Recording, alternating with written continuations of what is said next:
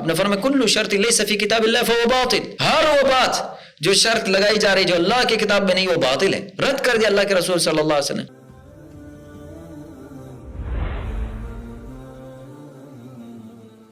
الحمد لله رب العالمين والعاقبة للمتقين والصلاة والسلام على سيد الأنبياء والمرسلين نبينا محمد وعلى آله وأصحابه أجمعين، أما بعد، أهلا وسهلا مرحبا بكم أيها الطلبة۔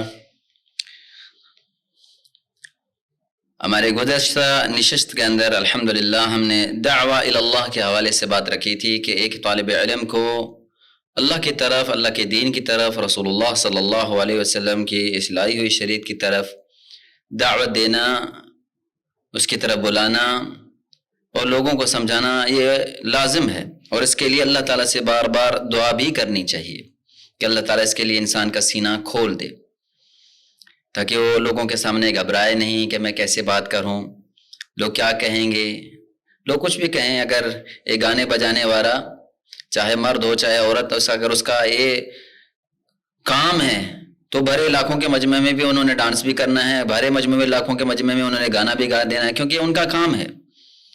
اگر یہ کام وہ کر سکتے ہیں تو طالب علم جس کا کام یہ ہے کہ دین کو سیکھنا ہے، اس پر عمل کرنا ہے اور لوگوں تک یہ دین کا کام دین کی بات پہنچانی ہے، تو پھر ایک طالب علم کیوں گھبراتا ہے، ایک طالب علم کیوں پیچھے ہٹتا ہے؟ المہم اس حوالے سے تو ہم نے گزشتہ اپنے درس کے اندر بات ذکر رکھی۔ آج کے اس درس کے اندر انشاءاللہ اس دعویٰ الی اللہ کے حوالے سے بات ہوگی کہ صرف دعویٰ الی اللہ نہیں، جہاں جوش ہو وہاں ساتھ میں ہوش بھی ہونا ضروری ہے، کہ ہر وقت بے صرف ایک ہی بات ذہن میں ہو کہ جی ہاں ٹھیک ہے دعوت دینے کا بہت اچھا کام ہے، ہونا چاہیے جیسا کہ ہم نے ابھی ذکر کیا، لیکن ساتھ میں انسان کو حکمت کا پہلو بھی ساتھ میں رکھنا چاہیے، اور جب تک دعوت کے اندر حکمت نہ ہو وہ دعوت خود کے لیے بھی مضر بنے گی اور دوسروں کے لیے بھی۔ تبھی تو کہا کہ یؤتی الحکمت من یشاء ومن یؤت الحکمت فقد اوتی خیرا کثیرا، کہ فرمایا جس کو اللہ چاہے حکمت دے دیتا ہے، اور جس کو حکمت عطا ہو گئی فرمایا اس کو بہت سا خیر نصیب ہو گیا۔ تو یہ حکمت ہے کیا؟ وضع شیء فی محلہ زمانا ومکانا وحالا، کہ حال کے اعتبار سے، وقت کے اعتبار سے اور جگہ کے اعتبار سے ہر چیز کو اس کی اپنی جگہ پر رکھنا۔ مطلب کہ اگر کسی داعی نے دعوت دینی ہے تو اس ماحول کو دیکھے کہ ہاں مجھے کس انداز میں بات کرنی ہے، یہاں کے لوگوں کو کیا ضرورت ہے، کس انداز میں میں بات کروں، اگلا میری بات سننے کے لیے بیٹھا بھی ہے، سمجھنے کے لیے تیار بھی ہے کہ نہیں ہے، اس کو کس انداز میں میں بات سمجھاؤں۔ تو کہا کہ حکمت یہی ہے، اور حکیم بھی وہی بندہ ہے جو ماحول کو، وقت کو، جگہ کو ہر اعتبار سے دیکھتا ہے اور پھر بات کرتا ہے، اور یہی بات وہ اثر رکھتی ہے۔ جب سیدنا عبداللہ بن مسعود رضی اللہ تعالیٰ کو کہا گیا، اسی بخاری کے اندر کتاب العلم کے اندر روایت موجود ہے کہ ان کو کہا گیا کہ آپ ہمیں واعظ کیوں نہیں کرتے، نصیحت کیوں نہیں کرتے، تو فرمانے لگے کہ اللہ کے رسول صلی اللہ علیہ وسلم بھی ہمیں چھوڑے رکھتے تھے۔ فرمایا جب دیکھتے تھے کہ علم کا ماحول ہے، سیکھنے کا ماحول ہے، تو آپ صلی اللہ علیہ وسلم سکھایا کرتے تھے، بات کیا کرتے تھے، بتلایا کرتے تھے، سمجھایا کرتے تھے۔ مطلب نہیں کہ لوگ سننے کے لیے تیار نہیں ہیں، میں اپنی تقریر شروع نہیں، ماحول ہو، لوگوں کو سمجھانے کا طریقہ ہو، ایک انداز ہو، موقع محل سے بات ہونی چاہیے۔ ہر ایک بندے کو ایک ہی بات ایک ہی انداز سے نہیں سمجھائی جاتی، بلکہ یہ شریعت کا مطمع نظر نہیں، شریعت کا طریقہ یا نقطہ نظر نہیں، یہ طریقہ کار نہیں۔ میں کچھ مثالیں آپ کے سامنے ذکر رکھوں کہ شریعت کیسے کیسے انداز میں لے کے ایک دعوت کا کام کرتی ہے۔ شیخ صاحب نے اپنی کتاب کے اندر بھی ان باتوں کو ذکر فرمایا ہے، اپنے محاضرہ کے اندر، اس کتاب کے اندر ان باتوں کو ذکر کیا گیا ہے کہ جس طرح نبی علیہ الصلوۃ والسلام کے زمانے میں، وہ جس طرح صحیح حدیث ہے کہ آپ صلی اللہ علیہ وسلم مسجد نبوی کے اندر موجود ہیں، اپنے صحابہ کے ساتھ موجود ہے، ایک اعرابی دیہات میں رہنے والا، گاؤں دیہات کا آدمی ہے، شہر کا آدمی جو شہر کے تکلفات، تصنعات اور ان چیزوں سے وہ ان کو پتہ ہی نہیں۔ وہ جیسے ہی وہ داخل ہوا، اپنے اونٹنی کو وہاں چھوڑا اور مسجد کے اندر، مسجد کے صحن کے اندر ہی اس نے اپنا یعنی قضا حاجت پیشاب کرنا، چھوٹا پیشاب کرنا شروع کر دیا۔ جب صحابہ نے دیکھا کہ ایک بندہ مسجد کے اندر یہ کام کر رہا ہے، تو سچی بات یہی ہے کہ طبیعت انسان ہے کہ مسجد کے اندر کوئی کام کر رہا تو بندہ دوڑے گا، بھاگے گا تاکہ اس کو روکے جا کے۔ قربان جو نبی علیہ الصلوۃ والسلام کی سیرت سے، سبحان اللہ، آپ نے فرمایا دعوہ لا تذرموا، فرمایا چھوڑ دو اس کو جھڑکو نہیں، اس کو جھڑکنا نہیں، چھوڑ دو اس کو۔ बावजूद कि वो मस्जिद में काम ये कर रहा है, सुभान अल्लाह। लेकिन अल्लाह के रसूल सल्लल्लाहु अलैहि वसल्लम ने सहाबा को मना फरमा दिया, बैठ जाओ, उसको कुछ मत कहो। और ये बात वो आराबी भी देख रहा है, वो आराबी देख रहा है, वो आराबी इस मंजर को देख रहा है। जब बात खत्म हुई, ये मामला खत्म करके आ गया, जब उसने अपना काम पूरा कर लिया, अल्लाह के रसूल सल्लल्लाहु अलैहि वसल्लम के पास आया तो सुभान अल्लाह, आप सल्लल्लाहु अलैहि वसल्लम ने बड़े प्यार से उनको समझाया कि ये मस्जिद है, अल्लाह का घर है, इबादत, जिक्रुल्लाह और तिलावतुल कुरान के हवाले से है। उस बंदे ने, आप सोचें कि अल्लाह के रसूल ने कितनी हिकमत से ये मामला हल किया। अगर उसी बंदे को वहां से भगा दिया जाते, वो करके भगा देते उसको, तो बंदा वहां आधा कपड़ों पे, आधा मस्जिद में जिस्म भी खराब करता, कपड़े भी खराब करता, मस्जिद भी पता नहीं कितने हिस्से को मस्जिद को खराब करके भागता हुआ जाता। और सबसे बड़ी बात कि वो कहता है कि तो बंदे मारने को दौड़ते हैं, भागो भाई, इनके पास कौन जाएगा, वो इस्लाम से ही भाग जाता है, इस्लाम से दूर चला जाता, सबसे बड़ी बात है। लेकिन अल्लाह के रसूल सल्लल्लाहु अलैहि वसल्लम ने फरमाया, सुब्बु अलैहि व अहरिकु अलैहि दलवा मिनल मा, फरमाया इस पे एक डोल पानी का बहा दो, बात खत्म, वो तो पाक हो जाएगा। लेकिन अगर बंदा भाग जाता है इस्लाम से, तो उसको कौन दोबारा कौन लेके आता? तो अल्लाह के रसूल सल्लल्लाहु अलैहि वसल्लम हिकमत का तकाजा है कि अगले को समझाना कैसे, उसको लाना कैसे है, सुभान अल्लाह। पहले जिस तरह हदीस है मुआविया बिन हकम अस्सुलमी, वो फरमाते हैं, अच्छा ये अभी जिस मैंने आराबी का वाक़या आपके सामने जिक्र किया कि एक बाद रवायत में आता है कि जब वो इस्लाम कबूल किया और फिर वो दुआ करने लगे अल्लाह ताला से, वो कहने लगे अल्लाहुम्मा अरहमनी मुहम्मदा, अल्लाहुम्मा अरहमनी व मुहम्मदा वला तरहम मअना अहदा। दुआ के अंदर कहता है कि अल्लाह मुझ पर रहम करना और नबी सल्लल्लाहु अलैहि वसल्लम मोहम्मद सल्लल्लाहु अलैहि वसल्लम पर रहम करना, हमारे साथ किसी और पर रहम नहीं करना। क्यों?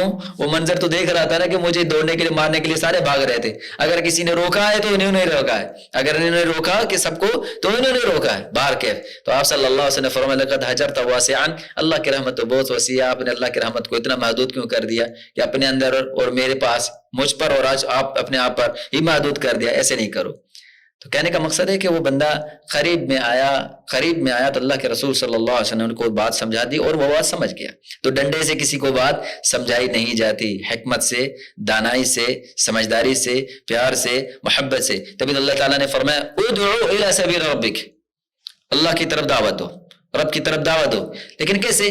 बिल हिकमा, हिकमत के साथ, दानाई के साथ, वल मौइदतुल हसना, और उसके बाद क्या होगा? वल मौइदतुल हसना, अच्छी और उम्दा और बेहतरीन नसीहत के साथ।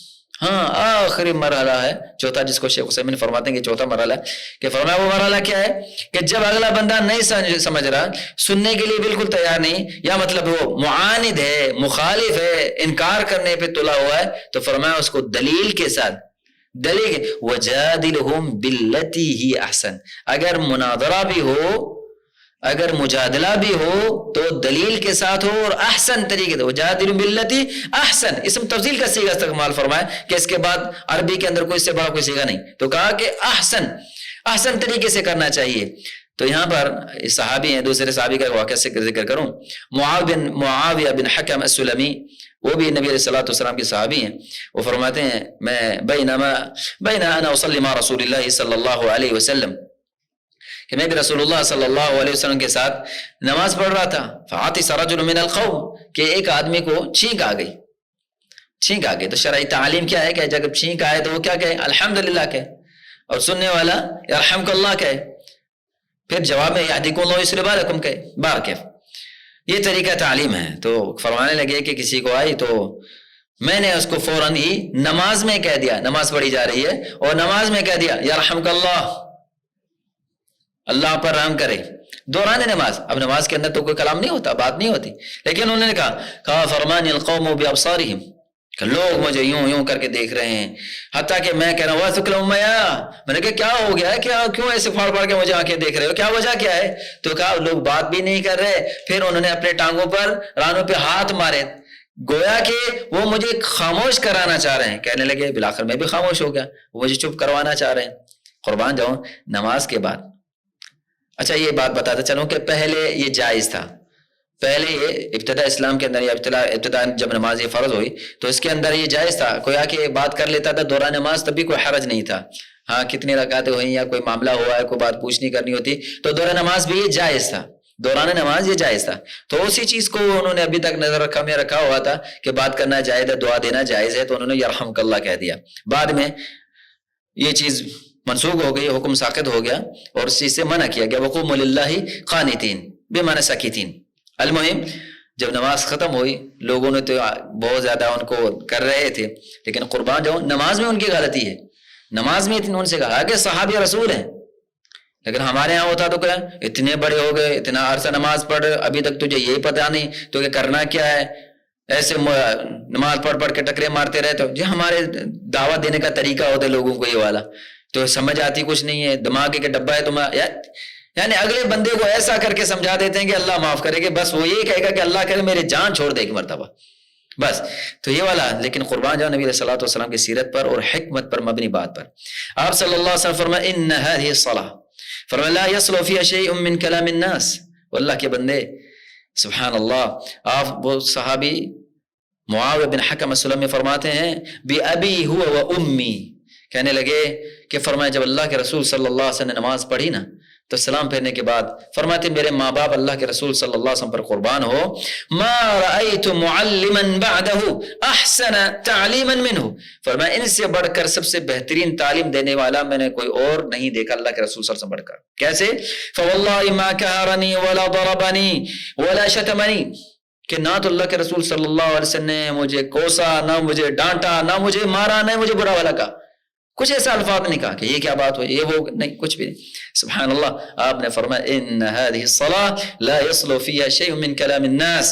فرمایا اللہ کے بندے یہ اللہ کے سامنے کھڑے ہیں, یہ نماز ہے, اس نماز کے اندر لوگوں کی باتوں میں سے کوئی چیز بھی درست نہیں کہ وہ کہی جائے, کہ اب لوگ اپنی باتیں کریں. انما هو تسبیح وتکبیر وقراءۃ القرآن, یہ نماز جس کے اندر تسبیح ہے, تکبیر ہے اور قرآن کی تلاوت ہے, اس کے علاوہ کچھ نہیں. سبحان اللہ. آپ دیکھیں یہاں پر بھی اللہ کے رسول صاحب باوجود کہ نماز میں اس نے غلطی کی ہے, لیکن اللہ کے رسول صلی اللہ علیہ وسلم اس موقع پر اس کو اس انداز میں سمجھایا. میں نے کہا موقع کو آدمی کو دیکھ کر بات کی جاتی ہے, سمجھایا کیسے جائے گا, اس طرح اللہ کے رسول صلی اللہ علیہ وسلم. ایک ایسا بھی موقع آیا اللہ کے رسول صلی اللہ علیہ وسلم کا. دیکھیے جب اگلا بندہ سننے اور سمجھنے کے لیے تیار نہ ہونا تو شرعی نقطہ نظر ہے کہ اب اس کے ساتھ زیادہ بحث مباحثہ نہیں کرنا چاہیے. سننے کے لیے تیار نہیں ہے بندہ, سمجھنے کے لیے تیار نہیں ہے. سبحان اللہ. دو میں ایک باتیں ذکر کروں. اللہ کے رسول صلی اللہ علیہ وسلم بڑے حکیمانہ انداز, آپ صلی اللہ علیہ وسلم تو حکیم الامت ہے. آپ صلی اللہ علیہ وسلم ایک عورت کے پاس سے گزرے کہ وہ رو رہی تھی کہ کوئی خاوند کو رشتہ دار فوت ہو گیا, تو آپ صلی اللہ علیہ وسلم نے ان کو صبر کی تلقین کی, لیکن وہ اس حالت میں تھی, اس غم کے اندر یا اس پریشانی کے اندر کہ انہوں نے توجہ بھی نہیں کی کہ وہ اللہ کے رسول صلی اللہ علیہ وسلم ہیں. تو اس نے کہا کہ تمہیں کیا ہے, تمہیں کیا پریشانی ہے؟ پریشانی تو مجھے لاحق ہوئی ہے, رشتہ دار تو میرا فوت ہو گیا ہے, غم تو مجھے ہے. آپ صلی اللہ علیہ وسلم آگے کچھ بھی نہیں کہا اور چلے گئے. باوجود کیا کہہ رہے ہو میں رسول اللہ ہوں اور آپ کیا باتیں کر رہی ہیں میرے سامنے؟ نہیں, آپ صلی اللہ علیہ وسلم چلے گئے. پھر کسی نے بتایا کہ یہ تو اللہ کے رسول صلی اللہ علیہ وسلم تھے جو آپ کو بات کہہ رہے تھے. پھر عورت کو پتا چلا, وہ دوڑ کے اللہ کے رسول صلی اللہ علیہ وسلم کے پاس پہنچی. آپ نے پھر ارشاد فرمایا الصبر عند الصدمۃ الاولى, فرمایا رونے دھونے کے بعد صبر نہیں ہوتا, صبر تو پہلے مرحلے میں ہوتا ہے. چیخ لیا, چلا لیا, سر پہ تھپڑ مار دیے, اب یہ کہہ رہے کہ میں صبر کر رہا ہوں, فرمایا صبر پہلے ہوتا ہے, رونے دھونے کے بعد, چیخنے چلانے کے بعد اب صبر نہیں ہوتا. باکیف ایسے ایک آدمی, بڑا آدمی تھا, نبی علیہ الصلوۃ والسلام ان کے پاس گئے تو اس کو بخار تھا, کافی بخار تھا. تو آپ نے فرمایا لا بأس طہور انشاءاللہ, آپ نے فرمایا لا بأس طہور انشاءاللہ. سبحان اللہ. کہنے لگے کہ کیا بات ہے, کہ کوئی بات نہیں, اللہ تعالیٰ اس بیماری کو آپ کے لیے طہارت کا باعث بنا دے, لا بأس, کوئی مسئلہ نہیں. تو انہوں نے کہا اچھا کوئی مسئلہ نہیں, یہ بخار بوڑھے پر جوش مار رہا ہے اور آپ کہہ رہے ہیں کہ مسئلہ ہی نہیں ہے. تو آپ صلی اللہ علیہ وسلم نے کچھ نہیں کہا اور چلے گئے. جب یہ اسلوب ہے دعوت دینے کا, سمجھانے کا, جب اگلا سننے اور سمجھنے کے موڈ میں نہیں ہو تو کسی کو زبردستی پانی نہیں پلایا جاتا. موقع تلاش کریں, وقت تلاش کریں, اس کے اصلاح کے لیے طریقہ اپنائیں کہ کس انداز سے اس کو سمجھانا چاہیے. ہاں جب نبی علیہ الصلوۃ والسلام ایسا ماحول دیکھتے تو کبھی کبھار نبی علیہ الصلوۃ والسلام انداز چینج کر دیتے. ابھی آپ نے دیکھا کتنا نرمی والا پہلو تھا, باوجود کہ ایک بندے نے مسجد کے اندر گندگی والا معاملہ کر دیا, باوجود کہ ایک آدمی نے نماز کے اندر باتیں کرنا شروع کر دی. لیکن اب آئے تیسرے مرحلے پر کہ ہر جگہ پر کہتے ہیں میٹھے صرف نہیں ہوتے, انداز دیکھا جاتا ہے کہ کہاں میٹھا بننا ہے اور کہاں کڑوا بننا ہے.